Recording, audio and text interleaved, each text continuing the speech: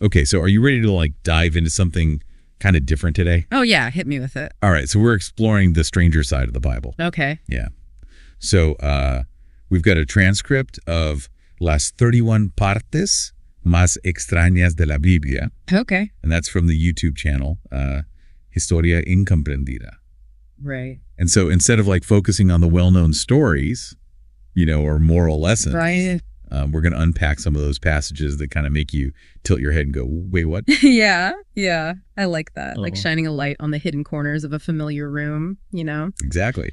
We often approach religious texts looking for inspiration or guidance. Sure. But there's this like whole other layer of intrigue when we examine those parts that challenge our expectations. Exactly. And this YouTube video jumps right in with like a top 31 list. Oh, wow. Which I have to admit is a pretty brilliant way to pique our curiosity. Yeah. Right out of the gate, we've got Job, okay, whose story is often held up as an example of just unwavering faith. Right. But when you really look at it, well, let's just say it's a pretty brutal test of loyalty. So what's interesting about Job's story is that it raises those like fundamental questions about the nature of suffering and God's role in it. Yeah. Satan essentially makes a bet with God claiming that Job will curse him if he's stripped of everything he holds dear. So God allows Satan to inflict all sorts of misery on Job, like losing his possessions, his family, his health. Wow. It's hard to reconcile this image of a vengeful, almost capricious God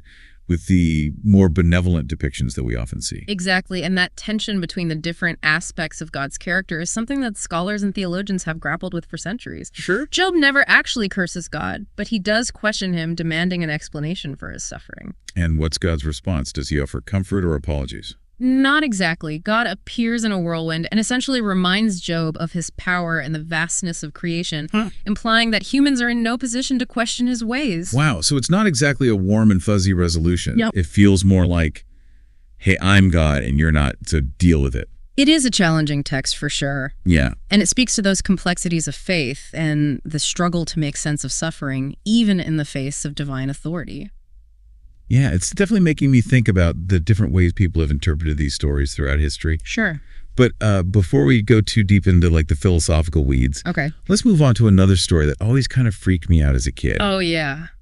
The disembodied handwriting on the wall at Belshazzar's feast. Ah, yes. The story of Belshazzar's feast in the book of Daniel. Okay. It's like a biblical horror movie, Yes. A king's throwing this lavish party using sacred vessels stolen from the temple in Jerusalem. Right. And then suddenly a hand appears and starts writing this mysterious message on the wall. Okay, that's giving me chills just thinking about it. Really? Yeah, so what was the message and why all the drama? The message itself is pretty cryptic, but the prophet Daniel interprets it as a condemnation of Belshazzar's arrogance and his disrespect for God. So Belshazzar is essentially partying his way into divine judgment. Exactly. And the story doesn't end well for him. Oh, no. That same night, Belshazzar is killed and his kingdom is divided. Oh, wow. It's a powerful reminder that even the most powerful rulers are accountable to a higher power. Makes you wonder if anyone ever threw a decent party in biblical times without some kind of divine intervention. Right. Speaking of interventions, let's not forget the story of King Herod and the massacre of the innocents. Probably one of the most disturbing stories in the Bible. It's a chilling episode, to be sure. Yeah. Herod, fearing the prophecy of a newborn king of the Jews, orders the slaughter of all male infants in Bethlehem. It's hard to wrap your head around that level of cruelty, especially when it's motivated by fear and paranoia. What's interesting is that this story raises those questions about the intersection of faith, power, and violence. Yeah. Herod is portrayed as this ruthless tyrant, but he's also acting out of a sense of religious and political anxiety. Right. He's afraid of being usurped by a child who's believed to be the Messiah. It's like a twisted reflection of the stories we've been discussing. Yeah. The idea that faith, or at least the fear of losing power because of someone else's faith, can drive people to commit horrific acts. It's a reminder that religious texts can be used to justify both good and evil. Yeah. It all depends on how they're interpreted and who's doing the interpreting. That's a sobering thought. Okay, I need something a little lighter after that. Okay. How about some fire and brimstone, Sodom and Gomorrah, anyone? Those cities have become synonymous with sin and divine punishment. Right. The story depicts them as consumed by wickedness, so much so that God decides to wipe them off the map with fire and brimstone. And it's not just the destruction that's unsettling. There's the whole bit about Lot offering up his daughters to a mob to protect his guests, who turn out to be angels. Oh. And then his wife turns into a pillar of salt for looking back at the destruction.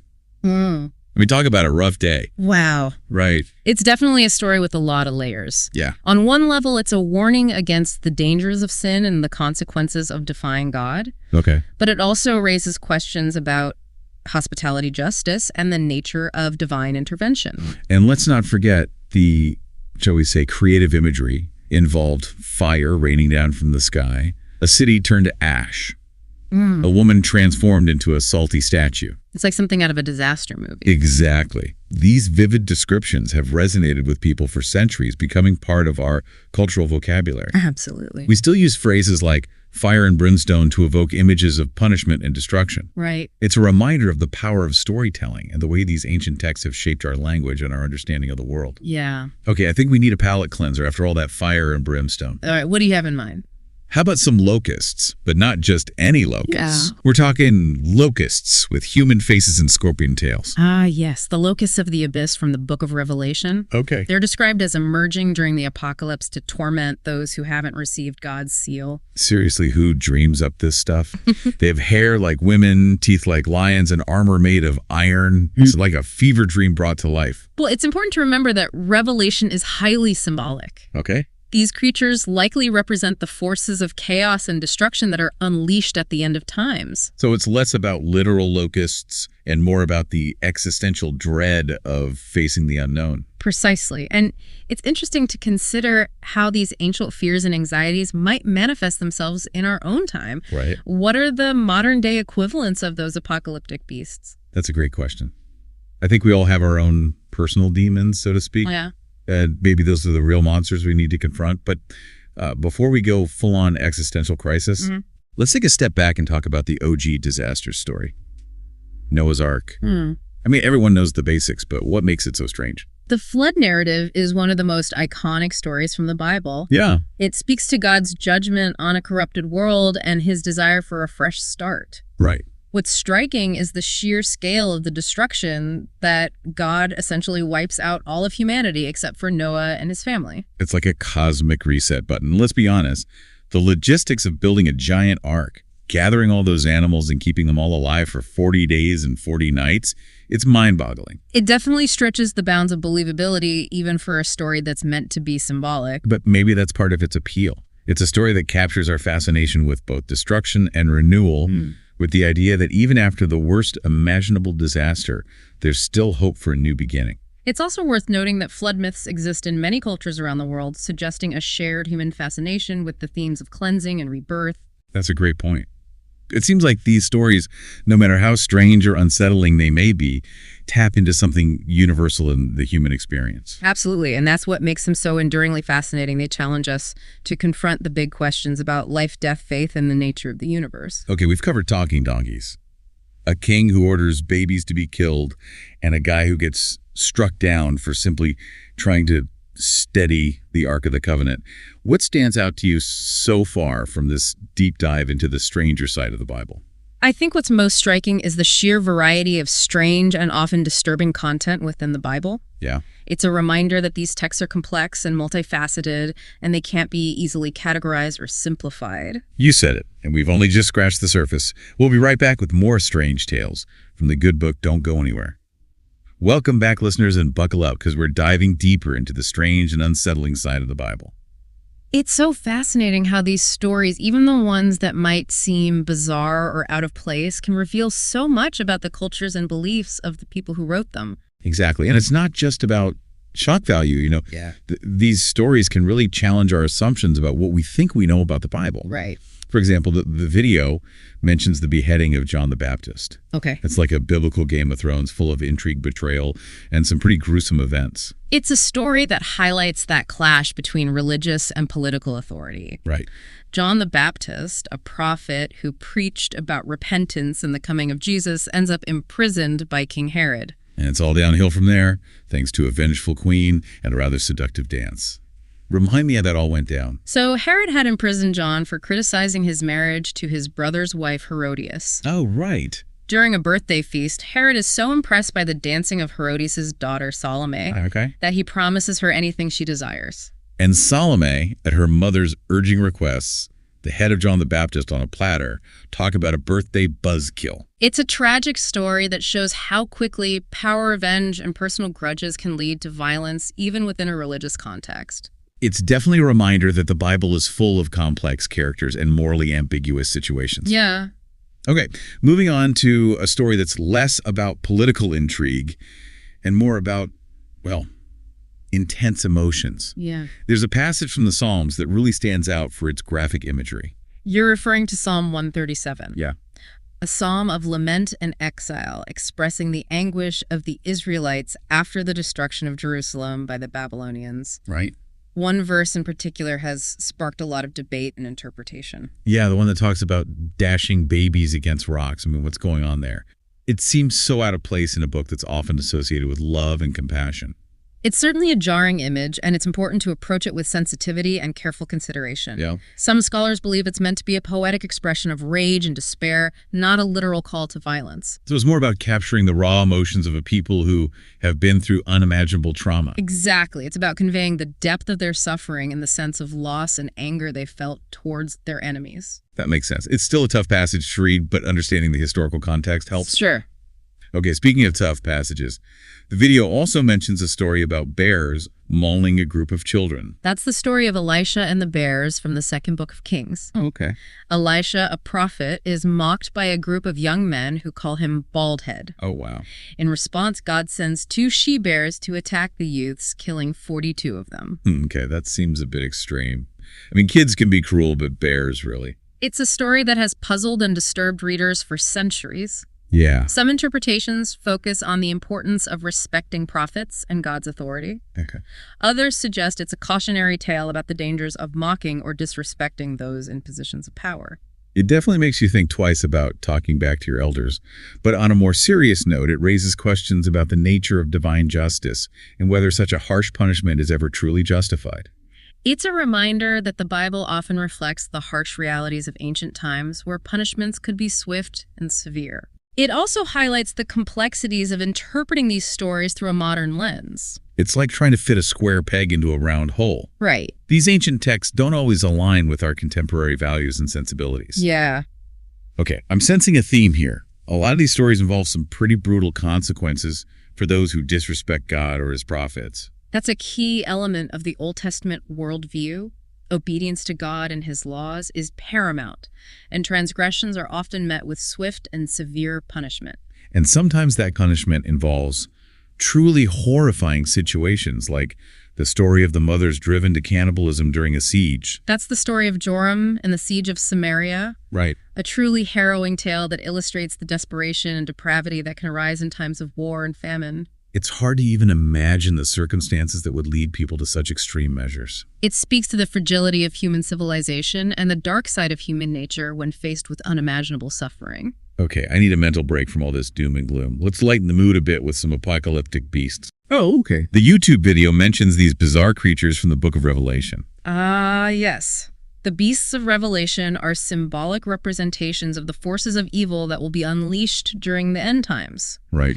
They're described in vivid and often disturbing detail with multiple heads, horns, and blasphemous names. One is like a lion, another like a calf, and there's even one with a face like a man. It sounds like something straight out of a Hieronymus Bosch painting. Revelation is full of such surreal and symbolic imagery. It's meant to be a visionary text depicting the ultimate battle between good and evil, and these beasts represent the chaos and destruction that will accompany the end of the world as we know it. Well, those beasts sound pretty terrifying. I'm glad I wasn't around for the Apocalypse casting call. Right. Let's move on to a story that's a bit less apocalyptic, but still pretty intense. The Judgment of Solomon. This story is often cited as an example of Solomon's wisdom and his ability to discern the truth. Okay. 2 women come before him, each claiming to be the mother of the same infant. And Solomon, in a truly shocking move, orders the baby to be cut in half, with each woman receiving a piece. It's a brilliant psychological ploy. His true intention is to expose the real mother's love for her child. And, of course, the real mother begs Solomon to spare the baby and give it to the other woman, proving her maternal bond. Exactly. It's a story that highlights the power of love and sacrifice and Solomon's reputation for wise and just rulings. It's also a good reminder that sometimes the most unexpected solutions can be the most effective.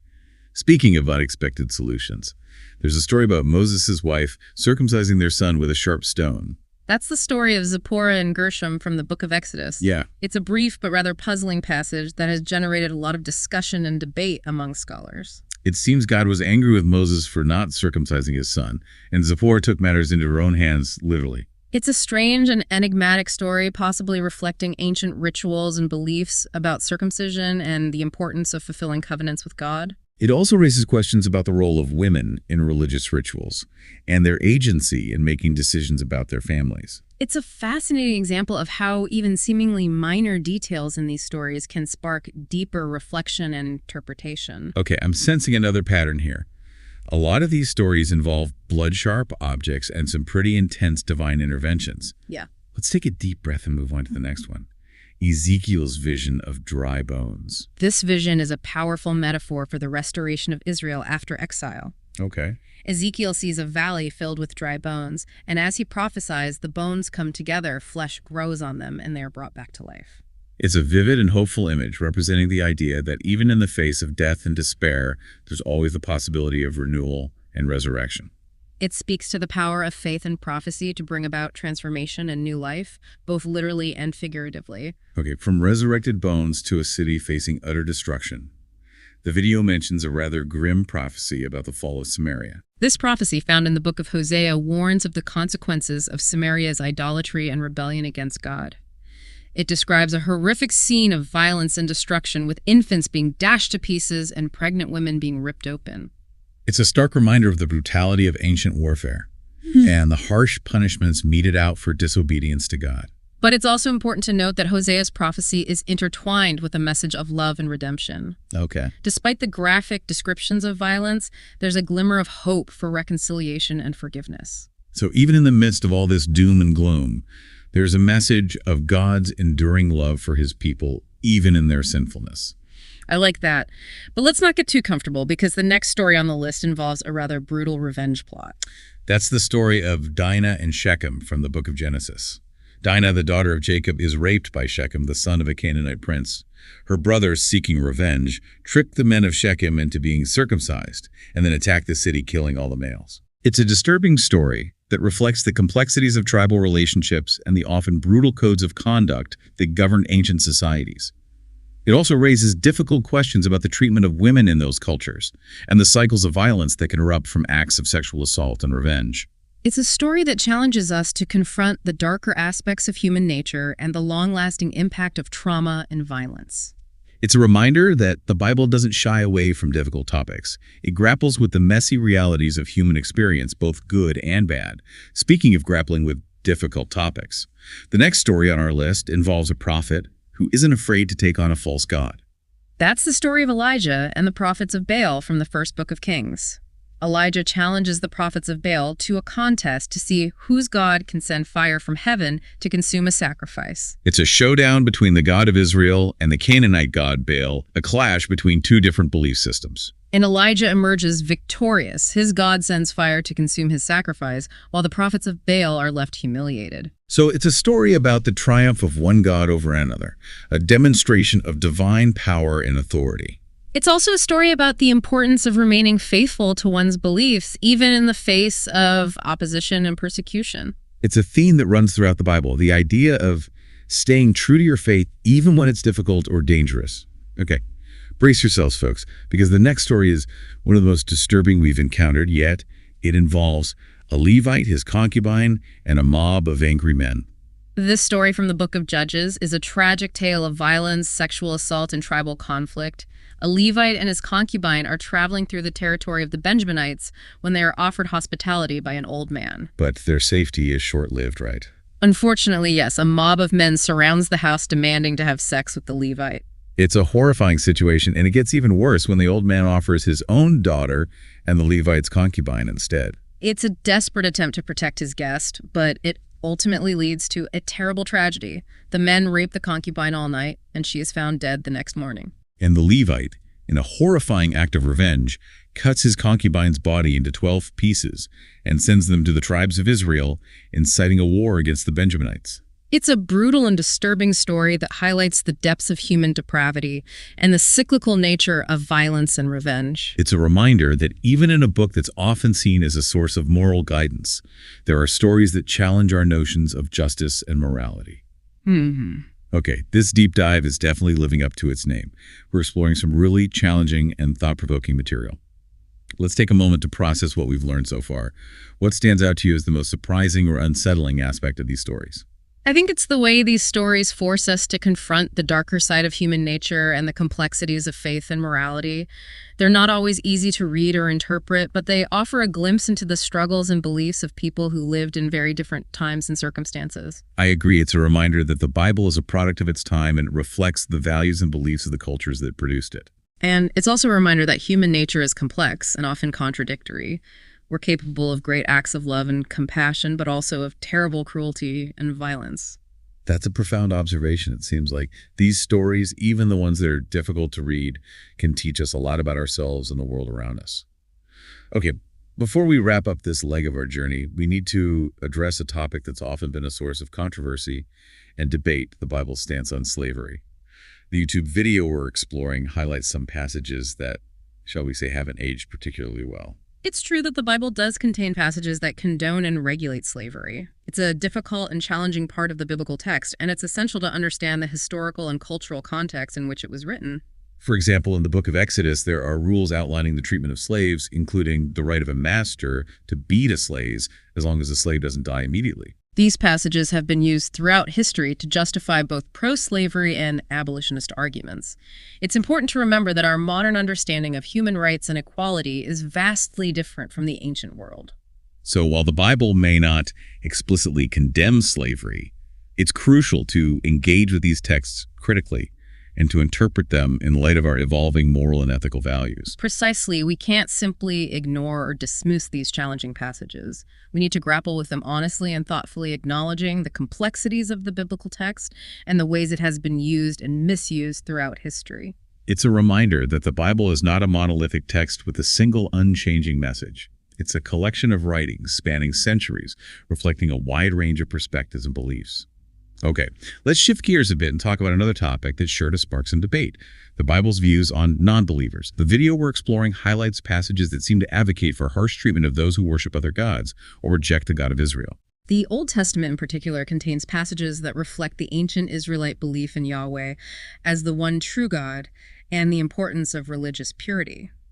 There are commandments about punishing those who worship other gods, sometimes quite severely. For example, in the book of Deuteronomy, there's a commandment stating that anyone who encourages worship of a different god should be put to death.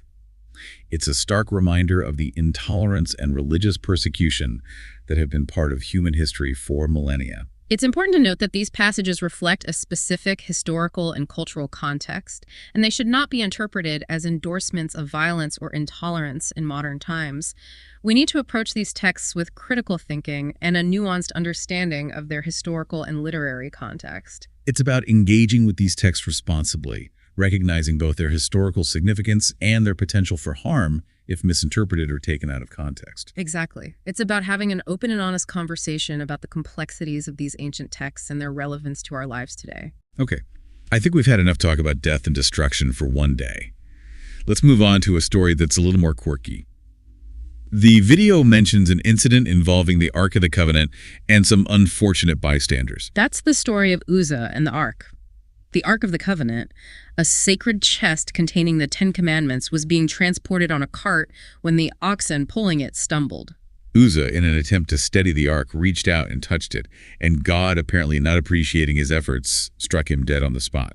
This story highlights the sanctity and power of the Ark and the reverence with which it was supposed to be treated. It serves as a warning about the dangers of approaching holy objects without proper respect and adherence to ritual. It's a reminder that the Bible often emphasizes the importance of ritual purity and the consequences of violating sacred boundaries. Speaking of violating boundaries, the Bible seems to have a fondness for stoning as a form of punishment. Stoning was a common method of execution in ancient societies, and the Bible reflects that it mentions stoning as a punishment for various offenses from adultery to blasphemy. For example, in the book of Deuteronomy, it states that a rebellious son should be stoned to death by the men of his city. It's a harsh punishment that seems completely out of line with our modern sensibilities. It's important to remember that the concept of justice in the Old Testament is often retributive, with punishments meant to fit the crime, even if those punishments seem extreme by today's standards. It's a stark reminder of how much our values and beliefs have evolved over time. It's also a reminder that we need to be careful about interpreting ancient texts through a modern lens. Exactly. We can't simply impose our own values on these ancient cultures. We need to try to understand them on their own terms, even if we don't always agree with their practices or beliefs. That's a valuable perspective. Yeah. It's about approaching these texts with humility and a willingness to learn, even when they challenge our preconceived notions. And it's about recognizing the ongoing conversation between ancient texts and modern readers, how these stories continue to resonate with us, challenge us, and provoke new questions. Okay. I think we've covered a lot of ground in this deep dive into the stranger side of the Bible. We've explored stories of violence, betrayal, divine judgment, and even apocalyptic beasts. What stands out to you as the most surprising or thought-provoking element of these stories? I think what's most striking is the way these stories grapple with fundamental questions about good and evil, justice and mercy, human nature, and the divine rings. They offer a glimpse into the worldview of the people who wrote and read them, their fears, their hopes, and their understanding of the world around them. I agree. It's a reminder that the Bible is more than just a collection of stories. It's a reflection of human history, culture, and our ongoing search for meaning. And while some of these stories might seem strange or even disturbing to modern readers, they continue to resonate with us because they tap into universal themes of love, loss, betrayal, and the search for redemption. Well, I think we've earned ourselves a break after all that biblical exploration. We'll be back in a flash with the final leg of our journey through the stranger side of the Bible. Stay tuned. Welcome back to The Deep Dive. We're wrapping up our exploration of the Bible's most bizarre and unsettling passages, guided by las 31 partes más extrañas de la Biblia from the YouTube channel Historia Incomprendida. It's been quite a journey. Yeah. We've encountered talking animals, divine punishments, and stories that push the boundaries of our modern sensibilities. It's amazing how these ancient texts, continue to spark such fascinating discussions and challenge our assumptions about history, faith, and human nature. Absolutely. And in this final segment, we'll delve into some stories that raise questions about justice, family, and the consequences of both obedience and disobedience to a higher power. Okay, let's dive in the video. Highlights a concept that I find particularly perplexing, the idea of being punished for someone else's actions. It seems unfair, but it appears in several biblical stories. Yes, the idea of collective punishment or even punishment for the sins of one's ancestors is a recurring theme in the Bible. One example is the story of David, Bathsheba, and Uriah. Right, the story where King David falls for Bathsheba, who is married to a soldier named Uriah. Then things get complicated. David orchestrates Uriah's death on the battlefield and then takes Bathsheba as his wife. It's a classic story of power lust and the abuse of authority. And it doesn't end well for anyone involved. No, it doesn't. God is furious with David's actions and decrees that the child born to David and Bathsheba will die. It's a harsh punishment that highlights the severity with which adultery and murder were viewed.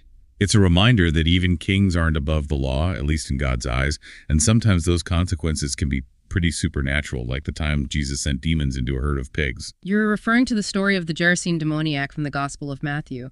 Jesus encounters two men possessed by demons, and at the demons' request, he casts them out and allows them to enter a nearby herd of pigs. And those pigs, suddenly finding themselves possessed by demons, run off a cliff and drown in the sea. It's a pretty wild image. It's a story that showcases Jesus' power over spiritual forces, but it also raises questions about the relationship between the human and animal worlds in the Bible. It's definitely a reminder that the Bible doesn't always shy away from the strange and unsettling. Yeah.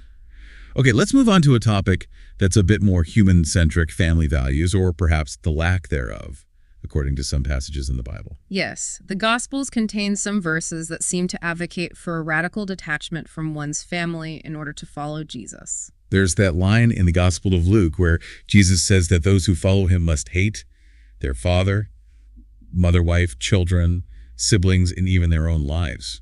It's a pretty extreme statement. It's important to remember that this is hyperbole meant to emphasize the absolute commitment required of Jesus' followers. It's not about literal hatred, but about prioritizing one's relationship with God above all earthly ties. So it's more about a shift in allegiance, putting faith above family obligations. Exactly. It's about recognizing the transformative power of faith and the sacrifices that sometimes come with following a spiritual path. Speaking of transformative experiences, let's not forget the prophet who spent 3 days and nights inside a giant fish. Ah, yes, Jonah. He tries to run away from God's command to preach to the people of Nineveh, but a storm forces him overboard and he's swallowed by a giant fish. It's a classic story of disobedience and redemption.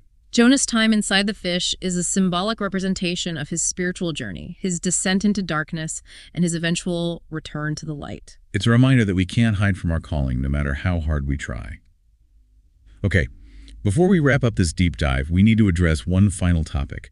The Bible's treatment of women. The Historia Incomprendida video highlights some passages that haven't exactly stood the test of time. It's true that some passages reflect the patriarchal attitudes and practices of ancient societies, which often placed women in subordinate roles. Like the rules about purification rituals for women after childbirth with longer periods of impurity for those who give birth to daughters, it seems pretty unfair even by ancient standards. It's important to understand these passages in their historical and cultural context, and to avoid interpreting them as endorsements of gender inequality in modern times. They reflect ancient beliefs about ritual purity and the perceived differences between the sexes. But those beliefs don't align with our contemporary values. It's a reminder that we need to approach these texts with a critical eye, recognizing both their historical significance and the ways they can be misinterpreted or misused. Exactly. We can appreciate the Bible's literary and historical value without endorsing every idea or practice it depicts. Well, I think we've covered a lot of ground in this deep dive, from talking donkeys to fiery lakes to punishments for other people's actions. The Bible is certainly full of surprises. These stories might seem strange or even disturbing to modern readers, but perhaps that's part of their power. They challenge us to confront the big questions about good and evil, faith and doubt, and the very nature of humanity. If you're interested in learning more, I highly recommend checking out the full video. It's a wild ride. Until next time, keep exploring, keep questioning, and keep diving deep.